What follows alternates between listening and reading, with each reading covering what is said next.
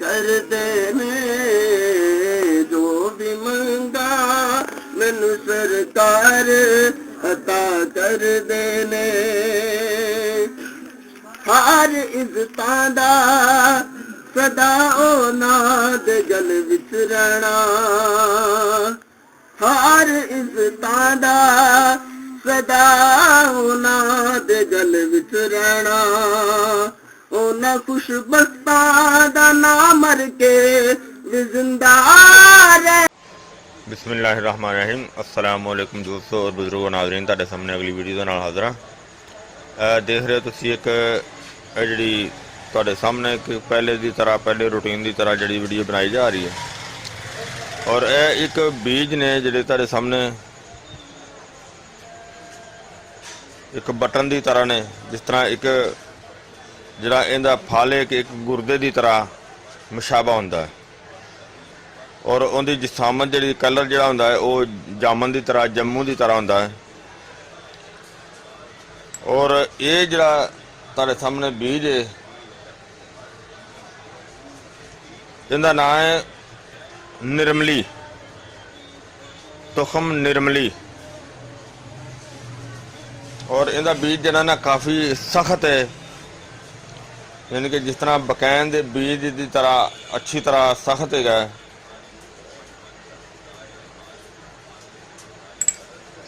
और इनू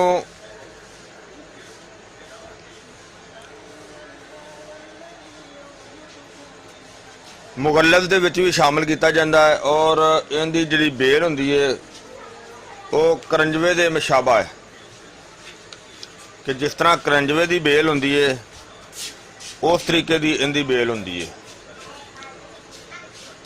ते कुचले की तरह सख्त है। और ये भी जरा ये भी मैदे वास्ते भी बेहतरीन काम करता है। और इनदे विचों एक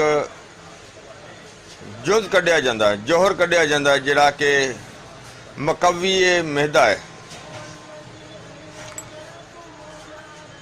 और इसनूं आम रूटीन दे विच खाया जाता हुंदा है, इहदा कोई नुकसान नहीं, ये जहरीलापन इहदे विच नहीं हुंदा।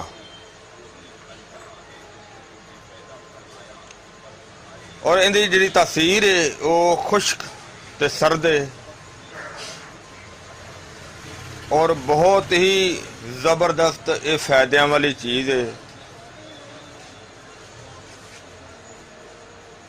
और इनका गुद्दा बना के अगर पानी दे विच रखा जाए तो पानी नूं बिल्कुल साफ कर दिंदा है।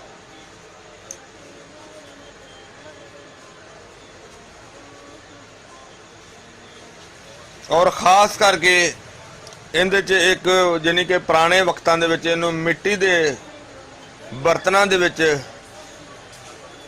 छोटा छोटा करके ते मल देईदा सी बर्तन दे अंदर। उस दे नाल बर्तन नूं दे विच स्मैल नहीं हुंदी, बर्तन दे विच खराबी नहीं हुंदी। और इहदे होर बहुत ज़बरदस्त फायदे ने कि इनू अगर रगड़ के अच्छी तरह तो इनू मोशना वास्ते भी इस्तेमाल किया जाए तो उत्थे भी ये फायदा करता है। निर्मली दे तुखम जिहड़े ने उत्थे भी बेहतरीन फायदा करते हैं। और इनका एक बड़ा ज़बरदस्त तुहानूं मैं इहदा कुलिया दसना कि अगर इसनू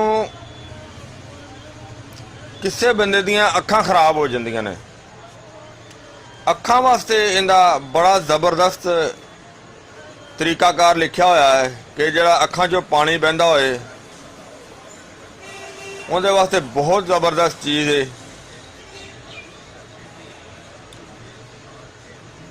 कि अखां वास्ते इहनूं लगाना होए तो इहदे बीज लैके एक दो उन्हां नूं अच्छी तरह रगड़ के उस दे अंदर एक ज़रा बराबर शहद और थोड़ा जिन्ना ज़रा बराबर यानी कि 1 ग्राम शहद कर लो और 1 ग्राम काफूर, उन्होंने अच्छी तरह ਮਿਕਸ ਕਰਕੇ ਰਗੜਾਈ ਕਰਕੇ ਔਰ ਉਹਦੇ ਵਿੱਚ 1 ਚਮਚ ਅਰਕੇ ਗੁਲਾਬ, ਉਹਨੂੰ ਅੱਛੀ ਤਰ੍ਹਾਂ ਰਗੜਾਈ ਕਰਨੀ ਹੈ। ਔਰ ਕਰਨਾ ਉਹਦਾ ਕੀ ਹੈ ਕਿ ਉਹਨੂੰ ਅੱਖ ਨੂੰ ਜਿਹੜਾ ਅੱਖ ਦਾ ਉੱਪਰ ਵਾਲਾ ਹਿੱਸਾ ਹੁੰਦਾ ਉਹਨੂੰ ਬੰਦ ਕਰਕੇ ਉਹਦੇ ਉੱਤੇ ਲੇਪ ਕਰਨੀ ਹੈ। ਉਹ ਤੁਸੀਂ ਉਂਗਲੀ ਨਾਲ ਵੀ ਕਰ ਸਕਦੇ ਹੋ, ਉਹ ਕਿਸੇ ਚਮਚ ਦੀ ਬੈਕ ਸਾਈਡ ਜਿਸ ਤਰ੍ਹਾਂ ਹੁੰਦੀ ਹੈ ਉਸ ਦੇ ਨਾਲ ਵੀ ਕਰ ਸਕਦੇ ਹੋ। ਔਰ ਉਹਨੂੰ ਲੇਪ ਕਰਕੇ ਤੇ ਥੋੜੀ ਦੇਰ ਵਾਸਤੇ ਅੱਖਾਂ ਨੂੰ ਬੰਦ ਰੱਖਣਾ ਹੈ। ਜਿਸ ਤਰ੍ਹਾਂ ਖੁਸ਼ਕ ਹੋ ਜਾਵੇ ਉਹਨੂੰ ਧੋ ਲੈਣਾ ਹੈ। ਔਰ ਇਸ ਦੇ ਨਾਲ ਅੱਖਾਂ ਦੀ ਜਲਨ ਨੂੰ ਵੀ ਬਿਹਤਰੀਨ ਫਾਇਦਾ ਹੁੰਦਾ ਹੈ, ਜਿੰਦੇ ਅਕਸਰ ਬੱਚਿਆਂ ਦੀ ਨਜ਼ਰ ਵੀਕ ਹੋਣ ਦੇ ਨਾਲ ਜਾਂ ਵੈਸੇ ਪ੍ਰੋਬਲਮ ਦੇ ਨਾਲ ਜਿਹੜਾ ਕਿ ਉਹ ਅੱਖੀਆਂ 'ਚੋਂ ਪਾਣੀ ਆਉਂਦਾ ਹੈ ਉਹਨੂੰ ਇਹ ਫੌਰੀ ਰੋਕ ਦਿੰਦਾ ਹੈ। ਯਾਨੀ ਕਿ ਉਹਦੇ ਇਸਤੇਮਾਲ ਦੇ ਨਾਲ ਇਹਨੂੰ ਉਹ ਰੋਕ ਦਿੰਦਾ ਹੈ ਔਰ ਉਸ ਦੇ ਨਾਲ ਅੱਖਾਂ ਨੂੰ ਬਿਹਤਰੀਨ ਤਾਕਤ ਮਿਲਦੀ ਹੈ। ਔਰ ਇਸ ਤੋਂ ਇਲਾਵਾ ਜਿਹੜਾ ਇਹਦਾ ਸਫੂਫ ਹੈ ਉਹ ਸਫੂਫ ਨੂੰ ਇਸਤੇਮਾਲ ਕਰਨ ਦੇ ਨਾਲ ਇਸ ਤਰੀਕੇ ਦਾ ਨਾਲ ਇਸਤੇਮਾਲ ਕੀਤਾ ਜਾਂਦਾ ਹੈ ਕਿ ਉਹਨੂੰ ਮੁਗੱਲਤ ਦੇ ਵਿੱਚ ਸ਼ਾਮਲ ਕਰਕੇ। ਔਰ ਇੱਕ ਇਹਦਾ ਹੋਰ ਬੜਾ ਜ਼ਬਰਦਸਤ ਤਰੀਕਾ ਹੈ ਕਿ ਅਗਰ ਇਹਦਾ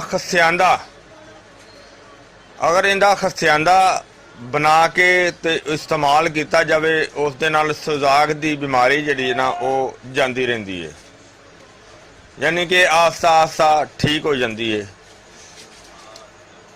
ਲੇਕਿਨ ਦੇਖੋ ਇੱਕ ਜੜੀ ਬੂਟੀ ਦੇ ਵਿੱਚ ਅੱਲਾਹ ਤਾਲਾ ਨੇ ਕਿੰਨੀਆਂ ਜ਼ਿਆਦਾ ਸ਼ਿਫਾਵਾਂ ਰੱਖੀਆਂ ਨੇ, ਇਹ ਅੱਲਾਹ ਸੁਨੇ ਦੀ ਸ਼ਾਨ ਹੈ। ਔਰ ਇਸ ਤੋਂ ਇਲਾਵਾ ਵੀ ਇਹ ਬਹੁਤ ਜ਼ਿਆਦਾ ਬਿਮਾਰੀਆਂ ਵਾਸਤੇ ਬਿਹਤਰੀਨ ਮੁਫੀਦ ਹੈ।